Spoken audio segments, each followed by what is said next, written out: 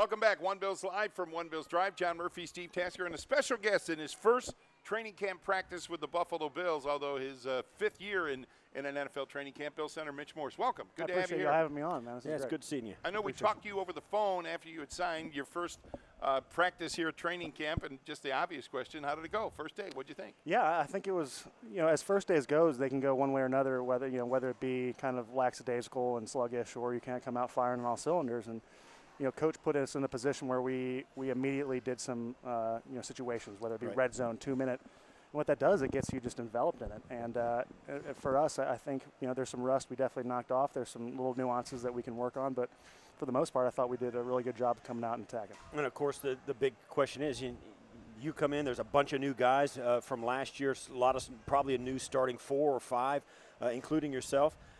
How long do you think that's going to take to start sorting through it? Because they not only have to find guys that can play, they also got to have 5 guys that can play together, and those guys got to get to know each other. Yeah, I think that's a great question.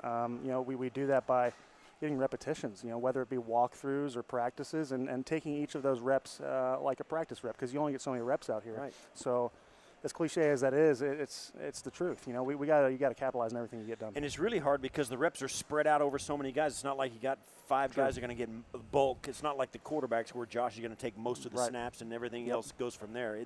They really do want to find the best 5, and they got to try everybody in every combination. It's a race against time right now. It's a puzzle. It's not panic, but it's definitely it would ramp it up here. Sense of urgency. That's the word I was looking for. Sense of urgency. Along those lines, Mitch, Steve and I are watching, and I saw you jump right into red zone work. Even there was 7-on-7 red zone work, and I thought, well, they've had this spring to go through all this, right? It's not like it's brand new, like you're running stuff today that you haven't seen in the springtime, right? Right, exactly. So we have these plays to draw on, and we have notes that we took throughout spring, and that's why it's so important to take diligent notes. Is that that's all you can have. The CBA only allows you to have that as your take back with home. So you look at it, and then you kind of run into it, because the meeting time we had was not that much before we got on the field. So kudos to the guys taking care of business and being professionals. Do you spot any early? I know it's one practice. Any differences between what you became used to with the Denver Broncos first day of training camp and their camps? Well, I don't know how the Denver Broncos. Chiefs, I'm sorry. Sorry about that. No, you're good, buddy. It's a great question. St. John Fisher is a little cooler. I know that's not what you meant, but that does help a ton. Yeah. But I will tell you what, it's that both teams do a really good job of getting after it and getting to work immediately and not taking days to get, sluggish and get in, slow into the motion. So we really jumped into it, and it was great. Yeah, talk to us a little bit about the atmosphere in the room. I mean, like you said, there is a sense of urgency, and particularly on the offensive side of the ball. What do you think what's the mindset of your coaches on the offensive line and day ball as you kind of start undertaking all this? They want to install, but they got a lot of things to find out. There's just so much to do. Yeah, there really is. But we, like he brought up before, the OTAs did help a ton. It's not like we're learning this day one, so it's just reinstalling and re-understanding and now getting the little nuances of each thing. So yeah, absolutely, you have to take advantage of these meetings. It's a no joke around period. You get in there, you get your work done, and then you apply it to the field. Do you get the sense, Mitch, that and there are young guys on the offensive line, are they looking at you like, how does Mitch handle it? He's been through this before. Very strange. What, being the old guy? It's very strange. Look who you're talking to. I'm the oldest guy I know. It was like yesterday. I was looking like I didn't know what I was doing, and still figuring out for some of the parts. So it is interesting, but I'm not a big rah-rah guy. I just kind of do my work, and then hopefully they can figure out how to I'll help them be professionals and how to acclimate with their time, because I think that's the biggest thing is you have so much time throughout the day. A lot of it is spent with football, but utilizing the time we have off, whether it be taking care of your body or doing this stuff you need to do in the classroom. How do you guys evaluate your own expectations? Fans have theirs, media has theirs. How do you guys manage and evaluate your own expectations for your individual work and your side of the ball, and then as a team? Yeah, it's another. I'll just ram off good questions, man. I think for us, it's just we have the expectation to be great, but we know it's not going to come just because we want it to. We have to work and work like hell every day, find the intrinsic motivation to do it. And we have such high expectations, but that doesn't mean we're going to get there overnight. And we know it's going to be, it's going to take time, and we have a lot of work to get done. Mitch, what were the considerations for you when it came to leaving the Chiefs, coming to Buffalo? Obviously, money matters, but there had to be other things you looked at too, as far as the fit, the group you'd be working with. Give us an insight into what kind of things you were thinking about back then. It is such a whirlwind, that free agency deal, but when it comes down to the nitty-gritty, you do have to look at, where will my family be happy? And Buffalo is so conducive to the Morse family and the way we handle ourselves, and it's blue collar, do your work, good salt of the earth people. Organization top to bottom, the family atmosphere the Pagulas and Coach McDermott and Mr. Bean created are huge. And I think to have a great team, you have to have the building blocks of a family and loving environment, because if you don't care for each other, then what's the point of going to war with each other? You know what I mean? If you don't mind me asking that, how's that transition going for your family? And are they here yet? Great, man. What's the plan? What's the schedule? Oh, I mean, so we got a place, and the wife will be here permanently in season, but we're still kind of getting some stuff moved. Sure. But she's going to be joining. You need someone to come home to, because Oh, it's yeah. easy when the good times are good to bring stuff Oh, home, yeah. but when the bad times roll through, and each season always has its do. highs and Yeah. lows. It's the NFL. You need a rock to kind of come back to and just set your life straight and set your head straight. Where do you and your family, where are you from? Where do you guys make your home in the off season? Yeah, that that's kind of thing. Yeah, originally I'm from Austin, Texas. Okay. But we set roots in Kansas City because her family's from Omaha, Nebraska, Oh, there and you they're go, both yeah. retired. And if kids come, which we're hoping they will, I that'll grew be up in easy. Kansas, so I know It's the great. feel. Yeah. It's a great city. That's where we bought a house, and we plan on staying there for a bit. But we're looking forward to making Buffalo our home for quite some time. You know what I mean? Let me ask you a little bit about your relationship with Josh Allen in his second year. How much do you view part of your role, keeping Josh comfortable, working with Josh, getting to know him and getting him to play to his level?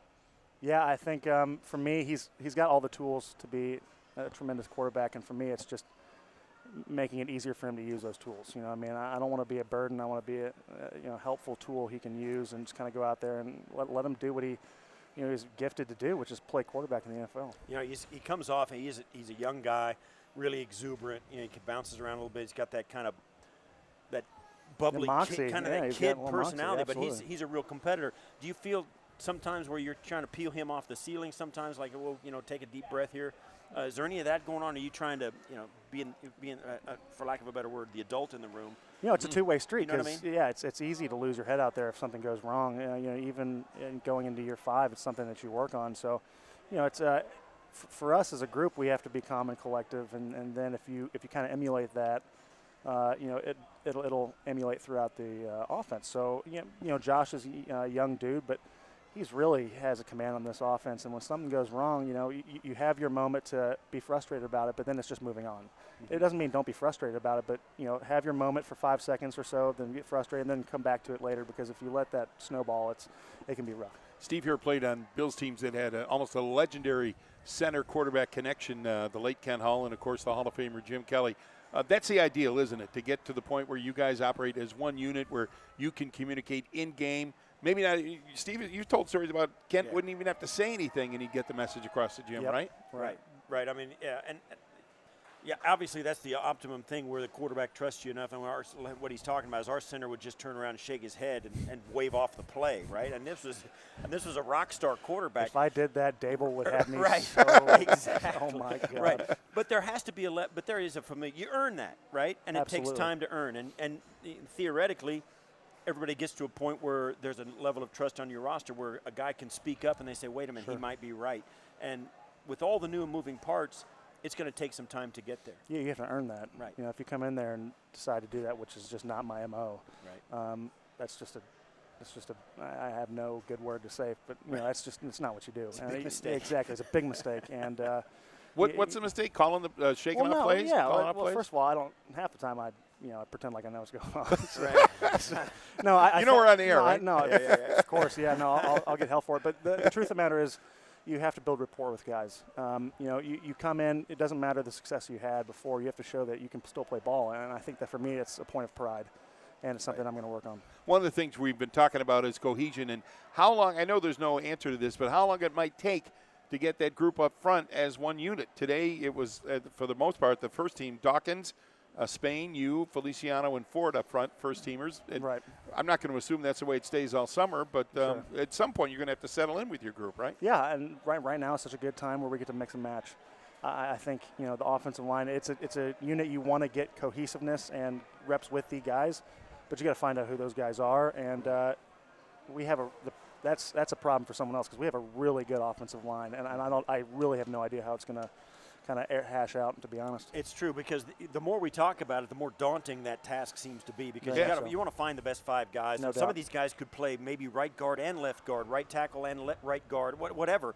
and you mix and match. Plus, you have a lot of moving parts, and you've only got so many reps. Right. And it really becomes an issue of time and reps, and plus, I'm pretty sure you may play 12 plays in a game in a preseason. If that, you know what I'm saying. Right.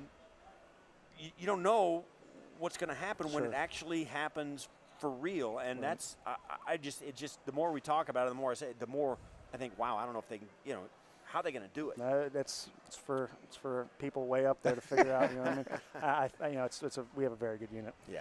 Last question I have for you. It's day one, but it's also a short camp. I mean, we're only going to be here 8 days. I think it's a couple of weeks of training camp here in Rochester. Right. So you talked about urgency earlier. Does that add a sense of urgency to it? Like, this is it. Let's get to work here in Rochester because we're going to be back in Orchard Park before we know it. Absolutely. I think you have, training camp's such a necessary evil. No one looks forward to it unless you're insane. But the truth of the matter is it's so important. And when you figure that out, it makes it easier to come to work, and it makes it easier to dial into the details when you're tired and when because day one's easy. Day one is easy at training camp. It's really to stack on those days, and that's when camaraderie comes in. That's when you build the cohesive unit, when it's the dog days, when it starts getting hot, when we go to Carolina. So, yeah, I think the sense of urgency is the kind of focal point of this whole training camp, but not being in a panic. Great. Thanks for this. Thanks. Great to see you. Appreciate you guys. Thanks for Thank coming by. Thank you all, Stay guys. in one piece, Appreciate man. you. Yeah. Mitch Morse joining us, Bills free agent signee from Kansas City. Steve and I back with more One Bills Live from One Bills Drive on Buffalo Bills Radio.